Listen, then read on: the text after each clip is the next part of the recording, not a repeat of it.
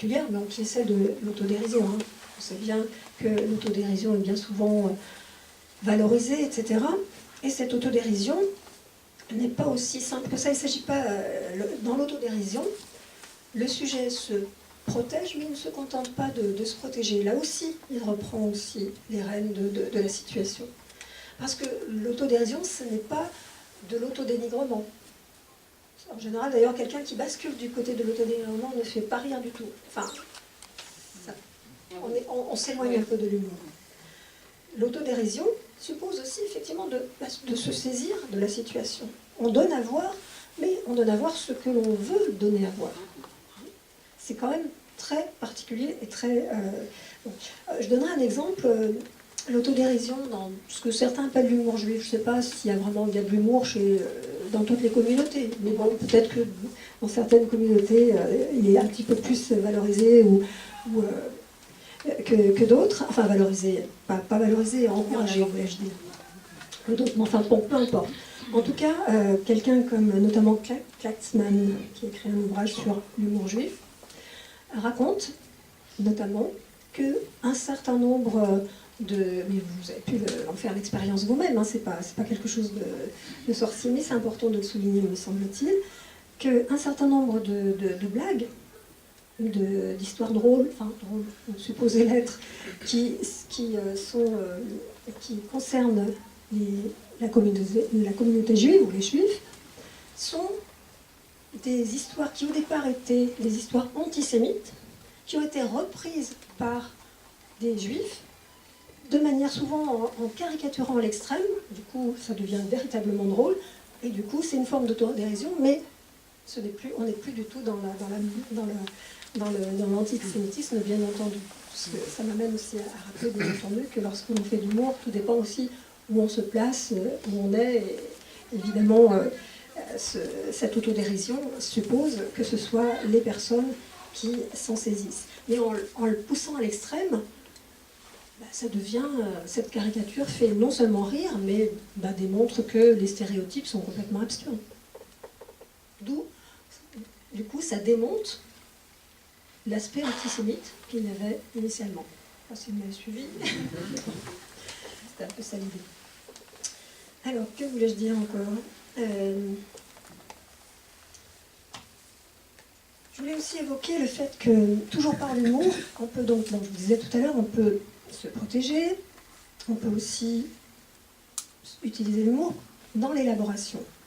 Alors, quelques exemples. On peut utiliser l'humour pour, dans l'après-coup, à plus ou moins longue distance de ce que l'on a rencontré, reprendre l'histoire, en parler. Certains humoristes l'ont fait par rapport à leur propre histoire. Bon, je cite dans mon livre d'ailleurs, notamment par exemple Smaïl, mais on pourra en citer d'autres, qui à un moment donné s'est entendu dire, alors qu'il était gamin, arrête de faire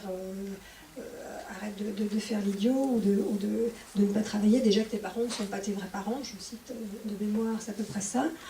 Et c'est comme ça qu'il a appris que ses parents n'étaient pas ses vrais parents. Alors que bon, ses parents, les parents qui l'élevaient comme si c'était ses parents, il y avait un secret de famille, etc. Donc pour lui, ça a été quelque chose de véritablement traumatique, parce que, en plus avec l'interdit d'en parler. Bref.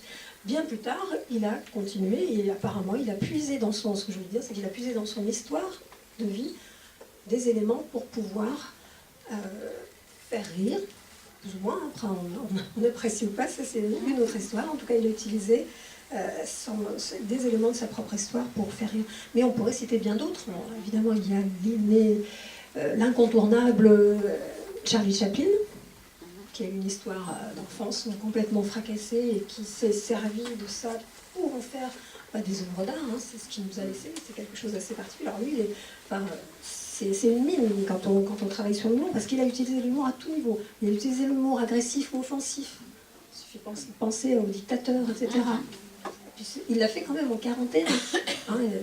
C'est quand même, fallait le faire à l'époque. D'ailleurs, on lui disait surtout ne va pas de ce côté-là. Il a quand même fait fort. Mais il a aussi utilisé d'autres, sa propre histoire. Le Kid, c'est un peu lui, quelque part, qui l'a mis en scène. Il a trouvé dans son histoire des éléments pour pouvoir Alors, lui, c'est du tragicomique, hein, donc il nous fait rire et en même temps, il nous touche. Mais beaucoup sont dans ce registre-là, on pourrait en citer bien d'autres. Mais, pardon ? Guy Bedos, absolument oui, que j'évoque également aussi d'ailleurs dans mon livre. Guy Bedos, dans des chapitres plus courts d'ouvrages, j'en ai parlé davantage, Guy Bedos. Alors c'est une mine là aussi, parce qu'il a eu une enfance alors, qui était à la fois économiquement plutôt aisée, mais effectivement plutôt pauvre, hein, si on peut dire ça comme ça, pour aller vite, je pense qu'il s'y retrouverait, notamment avec sa mère. Qu'a-t-il fait pendant longtemps? Voilà. Les dernières années, il a arrêté de parler de sa mère, parce qu'il semble que, justement, que quelque chose soit passé un peu. Mais pendant des années et des années, il a mis en scène, alors romancé, hein, l'histoire compliquée de cette relation froide de sa mère, ou inadéquate, etc., etc. Donc il a fait aussi de l'art, quelque part, hein, et de l'humour, à partir d'une situation qui était quand même au départ plutôt tragique, voire plus. En tout cas quelque chose de douloureux. D'ailleurs, j'avais repris je sais pas, je l'ai peut-être pas repris, je l'ai mis dans mon livre, c'est Charlie Chaplin qui dans ses mémoires dit que finalement, je vous dis à peu près de mémoire, qu'il faut saisir, pour faire rire, il faut saisir sa douleur, sa peine, et en faire quelque chose. C'est vraiment ce qu'il a fait tout au long de sa vie. On peut effectivement parler de bien d'autres, Bedos. Coluche a fait ça aussi. C'est moins peut-être flagrant, mais il a aussi mis en scène beaucoup de sa propre histoire. Hein. C'était quelqu'un qui a connu il a perdu son père très jeune, etc. Il avait été dans une situation plutôt de précarité. Il s'en est pas si mal sorti que ça. Donc, Woody Allen, on pourrait citer, bien sûr, Woody Allen, comme exemple de l'utilisation de l'autodérision, mais une utilisation de l'autodérision bien maîtrisée quand même. Hein. Woody Allen donne à voir un personnage, on a l'impression que c'est vraiment de lui qu'il parle, c'est jamais totalement de lui.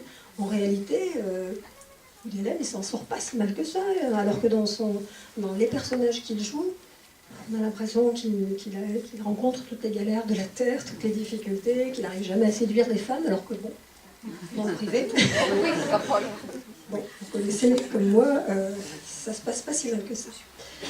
Bon, autre élément aussi, l'humour peut permettre, toujours dans cette phase d'élaboration, on peut aussi transmettre quelque chose, transmettre son histoire, sa vie, tout en se racontant un petit peu.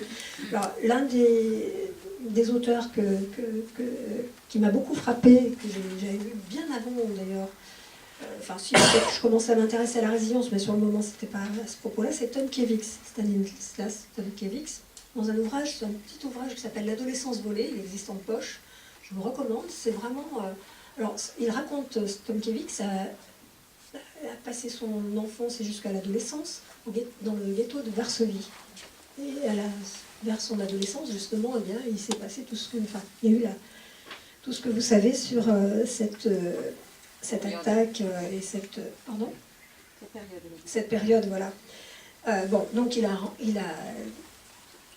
a connu cette période extrêmement difficile, délétère, et il raconte, dans l'adolescence volée, il ne raconte pas que ça, hein, il raconte aussi comment il est devenu après psychiatre, il est venu en France, etc. Donc c'est intéressant aussi sur les débuts de la psychiatrie. Mais il raconte avec beaucoup d'humour des histoires terrible. Alors c'était quelqu'un qui avait de toute façon beaucoup d'humour dans sa vie, mais cela dit, il a attendu d'avoir plus de 70 ans pour raconter ça. Jusque-là, il se taisait. Il n'en parlait pas.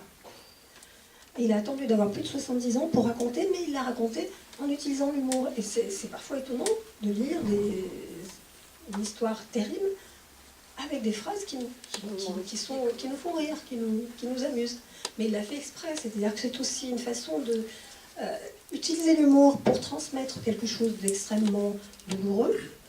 C'est à la fois maîtriser, ou tenter de maîtriser nos propres émotions quand on raconte ce que l'on raconte, mais aussi peut-être aussi le transmettre de manière à ce que ce soit plus entendable. Et c'est se détacher de ça. Se détacher. Voilà, exactement. Voilà. Donc c'est à la fois, ça montre qu'il y a déjà eu cette distance, et Et ça participe. Je pense que c'est encore, c'est encore dans le processus Pour d'élaboration. que l'autre le reçoive Oui. Pour que l'autre le reçoive un peu apaisé, quoi. Voilà. La parole Exactement. apaisée. Ça fait un peu penser dans un autre registre, là c'est pas un ouvrage, mais le film de Benigni. Ah oui, qui a les camps de... Voilà, la vie est belle. Voilà, la vie est belle. Ah oui, Les camps c'était- de concentration. Oui. Mais déjà Chaplin, avec le dictateur, c'est ça, il a quand même, il nous a fait rire en montrant deux dictateurs. Il y avait pas, il y avait Hitler et Mussolini. C'était quand même une période terrible. Et on était en plein dedans. Et encore une fois, il est sorti en 1941. Et alors, d'ailleurs, il l'a dit dans ses... Là aussi, les mémoires de Chaplin, je me suis régalée. C'est un gros pavé. Au début, je me suis dit, non. Et en fait, il se lit comme un roman. Enfin, il raconte des tas de choses sur son histoire d'enfance. Là aussi, on voit que l'humour était présent, même auprès de sa mère, par exemple, qui, d'accord, elle était malade mentale, elle s'est retrouvée... son père alcoolique, ils ont connu la précarité, certainement ils n'avaient pas de quoi manger, c'était vraiment à ce niveau-là. Il y avait quand même de l'humour, il y avait quand même de la créativité, il y avait quand même une certaine chaleur, enfin bon, ce qui peut peut-être expliquer qu'on puisse dire sans doute que c'est un bel exemple de résilience.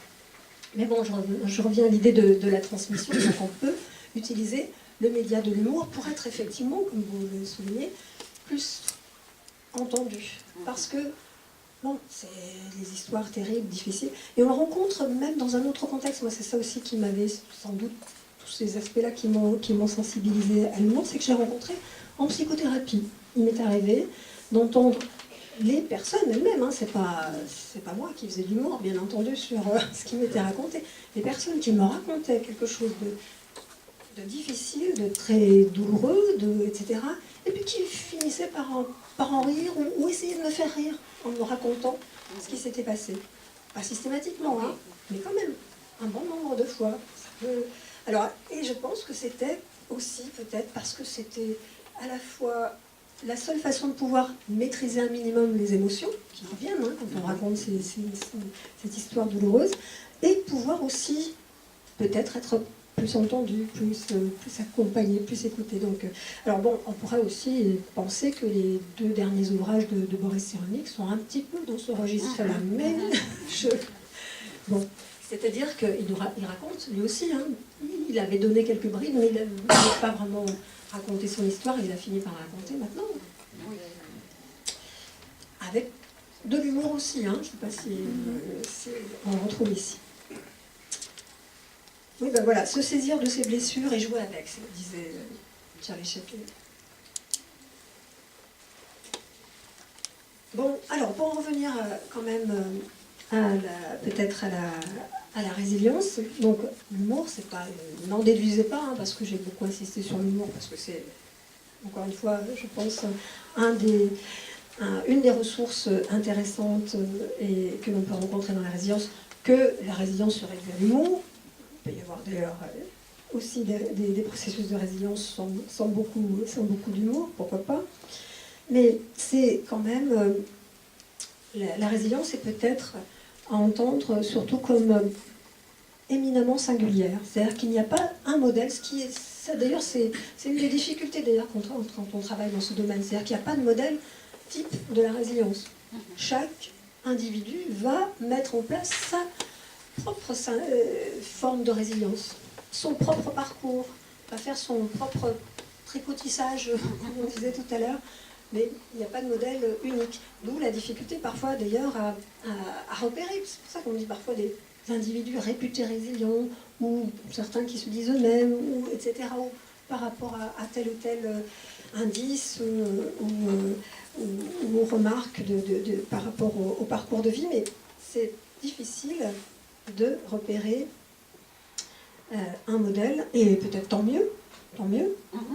Alors après, on peut repérer des constantes que l'on retrouve bien souvent. Donc c'est appuyer sur des ressources internes, un certain nombre de mécanismes, un certain nombre de caractéristiques que l'on retrouve souvent, mais qui sont ensuite présentées de manière assez singulière, assez particulière, en fonction des individus, de leur contexte de vie, qui est évidemment aussi particulier, singulier, et de leur trajectoire, parce que voilà, on change au cours du temps, et tant mieux, et ce qui permet aussi, parfois, ça c'est peut-être mon côté optimiste, chez certaines personnes qui n'ont pas pu rencontrer la résilience à un moment donné, pourquoi pas mettre en place ce processus, même plus tardivement, si besoin est. Je ne sais pas si... Je vais peut-être m'arrêter là pour vous laisser la possibilité de vous exprimer, de faire des remarques ou des questions.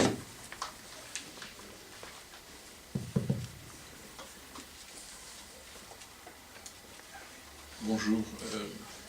Vous avez, donc on a évoqué Charlie Chaplin, Woody Allen, etc. Est-ce qu'il n'y a pas, à travers ces personnes qui ont été citées, une certaine ambivalence? J'entends par là qu'il y a le traumatisme qui a été vécu à une époque de leur vie et la créativité qui en a été générée.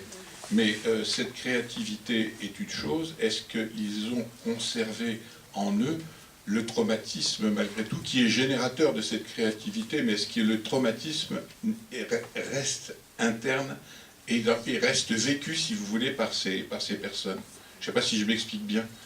Hein, et j'ai à la limite, je prolongerai, est-ce que la capacité de résilience dépend aussi de l'âge, on va dire, de l'individu, au moment où il subit ce traumatisme, à savoir un enfant de 5 ans qui est par exemple traumatisé par une vie familiale, un divorce, etc., ne vivra peut-être pas les choses de la même façon que quelqu'un de plus âgé qui vivra une autre origine de traumatisme. Oui, alors ce sont deux questions ou remarques tout à fait intéressantes. Alors peut-être la première, effectivement, je l'ai dit un peu autrement, un individu qui a été blessé, on peut le dire effectivement de Charlie Chaplin, de Bedos et de bien d'autres que l'on a cités tout à l'heure, reste un individu qui a été blessé et qui garde des cicatrices. Hein. C'est pas pour rien que j'ai été blessée, mais qui a cette capacité à non seulement à jouer avec cette douleur, à en faire quelque chose de éventuellement créatif pour certains, hein, d'autres en faire quelque chose effectivement de retrouver un élan vital malgré la douleur, mais cette douleur peut être encore présente. Tout à l'heure, j'ai évoqué très rapidement Coluche. Coluche, c'était à la fois quelqu'un qui a sans arrêt lutté contre une tendance dépressive, contre des idées suicidaires, contre l'alcoolisme, etc. Cette douleur que vous évoquiez, ce traumatisme, je pense, était affleuré comme ça. Et pourtant, il arrivait quand même à en faire quelque chose malgré tout. Vous avez raison de souligner ça. C'est un peu ce que j'essayais de faire passer quand je disais tout à l'heure que les individus résilients ne sont pas invulnérables. Ils restent avec ces blessures.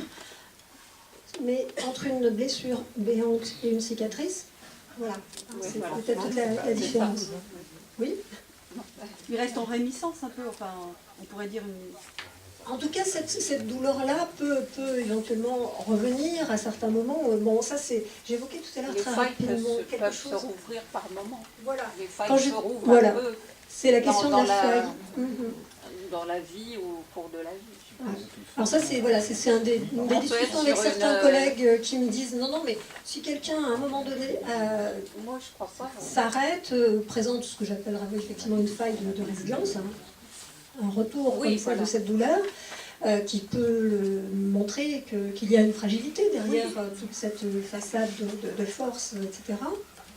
Eh bien, alors c'est peut-être qu'il n'était pas vraiment résilient. Moi, je ne suis pas d'accord, parce que ça voudrait dire qu'on reste dans l'idée qu'un résilient, c'est quelqu'un effectivement qui serait devenu invulnérable. Oui, et qui n'aurait plus qui aurait complètement occulté, effacé cette blessure. Or, il reste des cicatrices. Pour répondre à votre question. J'ai perdu la deuxième. La seconde, c'était donc la capacité de résilience en fonction de l'âge auquel a été vécu, on va dire, le traumatisme. Alors, oui. Alors, plutôt que de dire qu'il y a des capacités, je dirais que ce sont des conditions différentes, mais ça revient un peu au même. C'est-à-dire qu'effectivement, on va avoir, quand je vous disais, les 3 piliers sur lesquels s'appuie la résilience. un individu, un enfant de 5 ans, si son entourage est protecteur, accompagnateur, etc., il aura peut-être plus de chances de mettre en place un processus de résilience, parce qu'il ne pourra pas s'appuyer uniquement sur ses ressources internes qui sont encore en cours de construction, qui sont peut-être encore un peu fragiles, alors qu'un individu plus âgé pourra peut-être davantage s'appuyer sur ses propres ressources. Donc on va voir effectivement des différences dans les appuis, dans les étayages, en fonction de l'âge. Tout à fait. C'est une question très pertinente. Je rebondis sur ce qu'a dit monsieur. Freud dit « l'inconscient n'oublie rien ». Et maintenant, sur le premier pilier, il y a une volonté de l'agir. Et je me rappelle sur le fronton du Musée de l'Homme à Paris, il y a 4 vers d'Anatole France qui dit « Il dépend de celui qui passe, que je sois tombe ou trésor, que je parle ou me taise. » Et puis après, il y a la relation « ami, n'entre pas sans désir ». Donc, dans le premier pilier, il y a une volonté d'agir, une volonté de s'en sortir. Quand on veut apprendre quelque chose, il faut mettre du sien. Je cite Ventolila dans le linguiste. Donc, s'il n'y a pas cette volonté au départ, il y a le silence, il y a l'enfermement. Alors, moi, plutôt que de volonté, je parlerai d'élan vital. Après, cet élan, mais ça se rejoint peut-être. Ça se rejoint peut-être. Mais pourquoi est-ce que je dis ça? Parce que parfois la volonté pourrait, enfin évidemment c'est pas du tout comme ça que vous l'avez présentée, mais parfois elle pourrait être présentée comme il suffit de vouloir pour y arriver. Non, c'est pas aussi simple que ça, évidemment. D'ailleurs, dans ce que vous venez d'évoquer, il y a aussi l'idée de la relation à l'autre et de l'importance de pouvoir être entendu, accompagné ou écouté quelque part. Que je sois tombée, on va pouvoir échanger, être dans la relation en fonction du lien qui se tisse ou pas. Bon, j'ai perdu ce que je voulais dire. Mais bon, l'idée donc la volonté, c'est pas simplement je veux y arriver, mais cet élan, après, comment s'exprime-t-il? Parce que dans le processus de résilience, même s'il y a une volonté de s'en sortir, il faut voir que l'entourage, quand je dis l'entourage, l'environnement puisse aussi être présent. La main tendue tout à l'heure, quand on a évoqué rapidement Brassens, celui qui lui a tendu la main, il a aussi su s'en saisir. C'est pas simplement parce qu'on lui a tendu la main. Il a aussi compris, il a saisi, C'était le moment. C'était quelque chose. C'était le moment, exactement. Peut-être qu'à un autre moment, il y a d'autres personnes, probablement, qui ont pu lui tendre la main ou tenter, et ça n'a pas fonctionné. Donc, volonté, mais c'est dans l'interaction et dans l'échange avec d'autres, effectivement. Hervé Brézin a choisi la littérature. Oui, oui, mais j'en parle dans mon livre, tout à fait, mais oui, c'est un exemple d'humour avec Folcoche, c'est une façon d'utiliser l'humour offensif contre l'agresseur, de reprendre un peu la main. On n'est pas uniquement un enfant maltraité, mal aimé, etc., mais voilà. Et on n'attaque pas, enfin en plus dans l'histoire, les enfants n'attaquent pas leur mère puisqu'ils l'appellent autrement. Donc l'idée de la... Vous avez cité le mot juif, je peux citer un en 2 lignes. Bien sûr. Un juif a peur d'un chien qui aboie. Et son ami lui dit, mais tu sais très bien que les chiens qui aboient ne mordent pas. Il dit, moi je le sais, mais lui, le sait-il? Elle est très bonne, je la connaissais, mais elle est très bonne, effectivement. Tout à fait. Moi, je parle de Popek un peu. Ah oui, J'avais retrouvé. Non, je sais plus. Je ne me rappelle jamais. Parce que moi, je raconte très mal les blagues. J'adore ça. Je suis très bon. Spectateur, auditeur, tout ce que vous voulez, mais je les raconte d'ailleurs. Je ne vais pas vous faire la chute de vous en raconter parce que je vais rater la chute. Mais si vous voulez en raconter, Oui, madame. Oui, ça voudrait dire que tous les artistes, les écrivains, les peintres, les cinéastes, tous ces gens-là, en fait, sont des résidents potentiels. Alors, potentiel, parce que pas tous. Voilà. Alors justement, moi j'ai été chercher chez ceux pour lesquels j'avais des éléments biographiques qui attestaient d'événements traumatiques. Mais certains humoristes peuvent simplement, enfin, je veux dire, avoir une envie, un don, etc. Ils ne sont pas forcément... Mais c'est pour ça que vous avez dit potentiellement. Parce qu'en fait, on exprime toujours une blessure quand on fait quelque chose d'un peu particulier, quand on écrit, quand on peint, quand on fait un film. Ça peut être en tout cas un moteur de la créativité, hein, et qui peut s'exprimer de différentes façons. Mais c'est pas le seul, c'est-à-dire que d'un côté, c'est qu'on va avoir par exemple des personnes qui ont été blessées, qui trouvent là un élan de créateur, qui s'exprime par l'humour, ou qui s'exprime par la littérature, ou des différentes formes, etc. Mais l'inverse n'est pas vrai, c'est-à-dire que tous ceux qui sont créateurs ne sont pas forcément, ne le sont pas à partir de leurs blessures. Après, il faudrait aller chercher un peu. Mais bon, voilà, il ne faudrait pas rester dans. Ils ont pas plus de métiers sociaux aussi. Oui, Pardon. les métiers sociaux. Oui. Bien souvent, voilà. Alors, oui, on trouve beaucoup de. D'ailleurs, on trouve beaucoup d'individus résilients ou qui se disent souvent eux-mêmes résilients dans les métiers sociaux. Tout à fait. En ce moment, à Paris, il y a une pièce de théâtre qui s'appelle « En ce temps-là, l'amour qu'il faut voir ». Je note alors pour notre prochaine venue. Je viens quand même de temps en temps. Ah oui, Pas vous seulement n'êtes pour pas la Paris. journée. Hein. On a nos regroupements d'ailleurs avec Boris qui ont lieu à Paris. On a tenté une fois, on s'est réunis à Toulon, une autre fois à Lyon, mais la plupart du temps c'est quand même à Paris. C'est quand même la capitale. Oui. Non, c'est vrai qu'au niveau des spectacles, il y a beaucoup plus de choses. Justement, un père qui emmène, qu'on retrouve dans un wagon qui part vers Auschwitz, et le gamin il a 14 ans, et il arrive à s'isoler, il arrive à s'isoler de l'ambiance qui règne là, un peu comme dans La vie est belle, mais au théâtre ça doit donner autre chose. Voilà. C'est ça, en ce temps-là, l'amour? En ce temps-là, l'amour. Thierry Claude. D'accord. Oui. Ah, oh non, au Lucernaire, excusez-moi. Au Lucernaire, en ce moment. Lucernaire. Jusqu'au mois de novembre. Voilà. D'autres réactions? Il y a aussi des pièces qui vont aussi en province. Hein, Tout à fait. À Lyon, il se passe plein de choses. Hein. C'est un lieu de culture extrêmement vivant. Et dans d'autres, non, je dis Lyon parce que je connais un peu plus, mais effectivement, vous avez raison. Oui. Mais en fait, il y a beaucoup de monde qui est résilient. Les gens, par exemple, qui ont vécu les guerres, les accidents de voiture, les grosses maladies et tout. Beaucoup de gens, apparemment. Absolument. Mais je Absolument. pense qu'on a des ressources en soi que l'on ignore et qui se développent au moment du traumatisme. Exactement. L'instinct de, on pourrait dire l'instinct de survie aussi. Oui, C'est ça? Oui, Tout d'ailleurs, simplement. tout à fait. C'est d'ailleurs même, enfin, je reviens à nouveau à mon dada de l'humour, on parle parfois d'humour de survie, quand on utilise notamment l'humour de résistance. l'humour de résistance, l'humour de survie, pour Mais se ça demande protéger à ce moment-là. beaucoup d'énergie et je pense qu'on n'est pas tous égaux.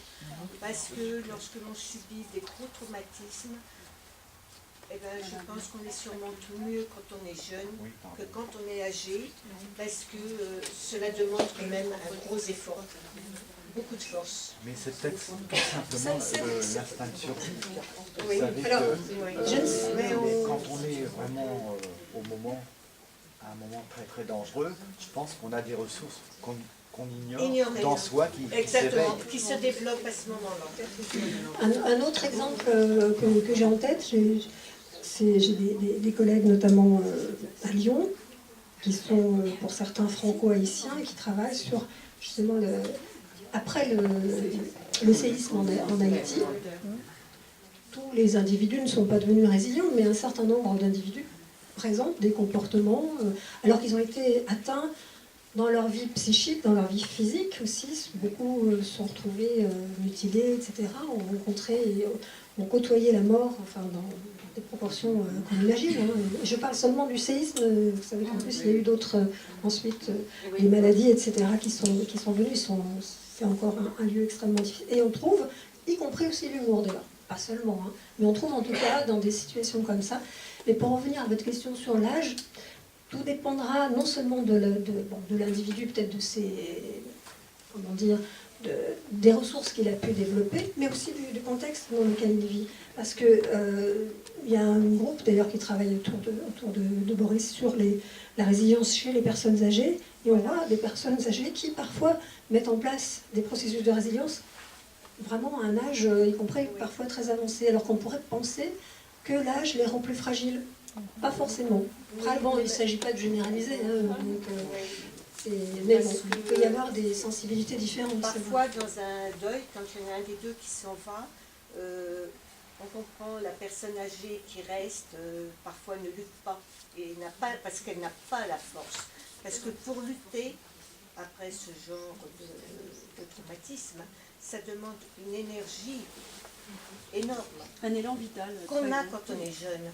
Et je pense qu'on peut le perdre en vieillissant. On peut le perdre à certains moments de la vie, effectivement. Une autre personne a une réaction d'ailleurs à propos de ce sujet précis. Je ne voulais pas parler. En fait, moi, je fais partie, je dirais, j'ai 70 ans. J'ai 70 ans, je fais partie des gens qui sont actuellement entrés en résidence, je dirais. Et c'est les hasards de la vie qui a fait que je suis tout à fait par hasard, petit à petit, à reculons d'ailleurs dans un premier temps, et puis j'ai avancé d'un pas, et je suis dans quelque chose de formidable parce que la vie est complètement différente. Intérieurement c'est mieux, tout est mieux, et je me disais c'est trop tard, j'ai 70 ans, c'est trop tard. Et là, au jour d'aujourd'hui, j'ai 20-25 ans, la vie est belle. Merci pour ce témoignage, vous avez raison, il n'est jamais trop tard, bien. Oui, c'est quelque chose qui traîne, je ne sais pas, j'avais une dizaine d'années, peut-être moins, et ça marche, il suffit de s'y accrocher. J'ai rencontré, alors c'est peut-être cette personne, j'ai rencontré un jour que j'étais à Paris, dans un bar, et j'étais vraiment en dernier. J'étais mal, très mal, et d'ailleurs, moi, beaucoup de gens doivent connaître cet homme. C'est Sylvain Augier. Et je l'entendais, ce monsieur, qui derrière moi, il parlait avec une jeune femme, et c'était épouvantable. Je me suis dit, mais qu'est-ce qui a pu bien lui arriver à ce monsieur? Parce que vous le connaissez tous, c'est merveilleux, c'est magnifique. Moi, je l'enviais, ce gars, je me disais, ouais, magnifique. Et il s'est levé, et puis il est allé faire pipi. Du coup, moi, je me suis levée, j'avais envie de lui parler. Je me suis allée faire pipi, je l'ai suivi. J'ai pas osé parler dans les toilettes. Je suis ressortie, et je lui ai dit ton pied, je le voyais se lever, je lui ai parlé. Je lui ai dit excusez-moi, mais est-ce que je vous dérange? Il m'a dit non, pas du tout. On a papoté un petit peu. Le mec, il voulait se suicider, un parcours épouvantable. Donc il avait vu psychothérapeute, je suis un petit peu longue, mais bon, j'espère que ça servira au tout. Et il avait vu psychologue, psychothérapeute, psychanalyste et tout, et je voyais, et je lui ai dit, moi c'est pareil, je suis dans cette démarche-là et ça avance pas terrible. Et il m'a dit, il faut continuer, il y a une lumière au bout du chemin. Et il n'y a pas très longtemps, c'est drôle, c'est parce que mon petit-fils est arrivé à la maison, et puis il m'a dit, je crois en Dieu. C'est marrant parce qu'il a dit, mais toi, mamie, tu crois en Dieu? Je lui ai dit, non, pas vraiment, mais je crois beaucoup. Je suis très longue.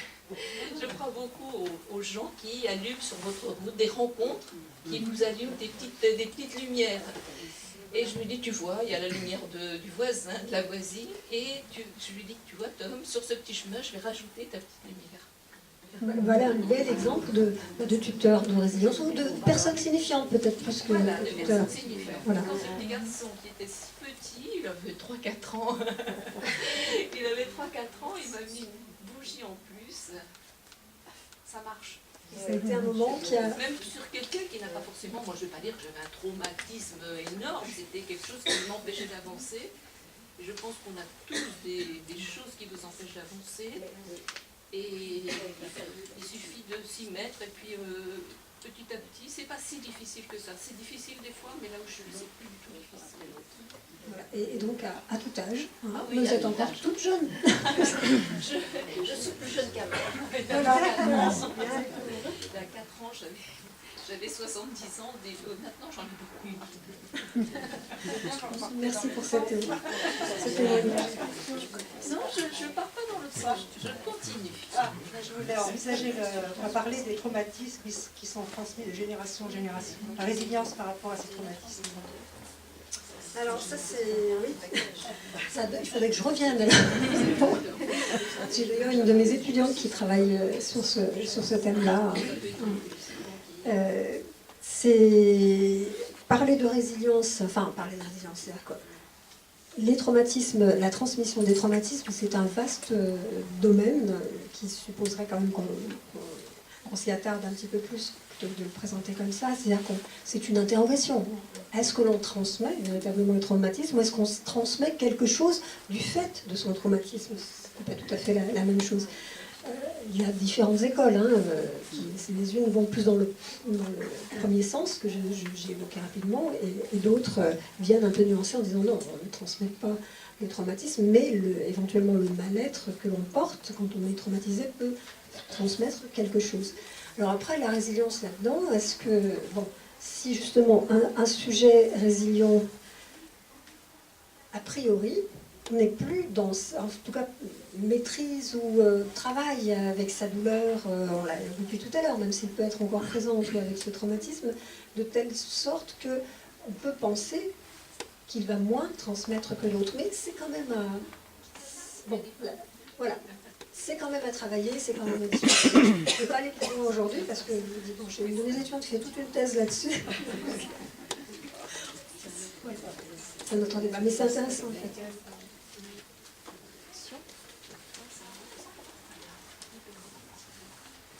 Le pouvoir des mots. Moi, j'ai déjà entendu parler de la résilience, mais je ne me suis pas tellement, j'ai pas fait attention réellement à sa définition et au vécu des gens qui ont été sur ce parcours. Et je m'aperçois aujourd'hui qu'en connaissant maintenant mieux la définition du mot et ce que ça représente pour l'expérience de certaines personnes, eh ben que j'ai du boulot à faire. Je ne sais pas si vous... Enfin voilà. Vous êtes un professeur, vous et les gens qui sont ici sont des professeurs par leur expérience, vous par la définition et l'étude que vous en faites. Et moi je m'aperçois que c'est un mot qu'il faut que j'intègre dans mon parcours, qu'il faut que je trouve ce chemin-là pour pas mal de choses de ma vie et de la vie de mes amis et des gens qui m'entourent. Donc merci pour ça, pour tous. Je voulais juste dire ce petit témoignage. Merci. Vous voyez qu'elle est bonne psychothérapeute également. En tout cas, vous savez ce qu'est l'humilité. Oui. Vous entendez. Et ça, c'est une grande qualité. Oui. Bravo. Oui. Si je suis ici, c'est grâce aussi à Cyrulnik. J'ai lu Cyrulnik et il m'a mis ce mot que je ne connaissais pas comme vous. Et alors je suis allée à la bibliothèque, j'ai cherché, là vous avez mis un peu plus de lumière sur un mot, sur tout ça. Sachant que je venais aujourd'hui, c'est ce que j'ai dit sachant que je venais aujourd'hui, je me suis posé la question, est-ce que je me renseigne d'abord sur Internet, sur plein de choses pour savoir ce que c'est? J'avais déjà entendu parler de M. Cyrulnik parce qu'il est quand même très connu, effectivement. Mais je me suis dit non, finalement, je vais venir vierge de toute idée et de préjugés et de définition, et je vais apprendre et je vais voilà, écouter. C'est super. Merci. Une autre personne qui n'est pas intervenue pour le moment? Voilà. Est-ce que la résilience est accomplie le jour où on peut vraiment parler de ce qu'on a vécu? En tout cas, c'est un moment important du cheminement de la résilience. Mais ça rejoint ce que, quand je parlais de transmission, souvent c'est ça, on transmet, enfin quand je dis transmettre, j'ai évoqué des écrivains, mais ça peut être transmettre à sa famille, à son entourage, etc., en parler. Ça peut être un pas important. Après, il faut aller voir un petit peu plus loin quand même pour voir si c'est le démarrage de quelque chose qui va avoir besoin d'être travaillé, élaboré, raconté, etc., ou si c'est déjà l'aboutissement. Donc si c'est l'aboutissement, c'est peut-être ce que vous disiez, ça vient signifier, ben voilà, j'ai fait ce cheminement, là maintenant je peux en parler. Voilà. Sereinement. Ah ben voilà. On peut supposer que ta résilience était arrivée à ce moment-là. Peut-être, oui, effectivement. Peut-être qu'il y a une certaine sérénité qui permet d'attester d'un cheminement. Pourquoi pas résilient, effectivement. En fait, je me considère comme une résiliente, mais il y a très longtemps, quand j'étais adolescente. Donc, ce nouveau mot, résilient, qui date des années 70, pour moi, je fais comme Molière, quoi. J'étais résiliente, je le savais pas. Je pense que beaucoup de personnes... Je pense que c'est aussi d'ailleurs un des attraits de ce terme, de ce concept, hein, et de ce modèle, c'est que beaucoup de personnes se disent « Ah ben voilà, là je comprends ce que j'ai vécu ou ce que des personnes que je connais ont vécu dans mon entourage, effectivement. » Donc effectivement, un peu comme M. Jourdain, il y a beaucoup de résilients sans le savoir. Deux choses.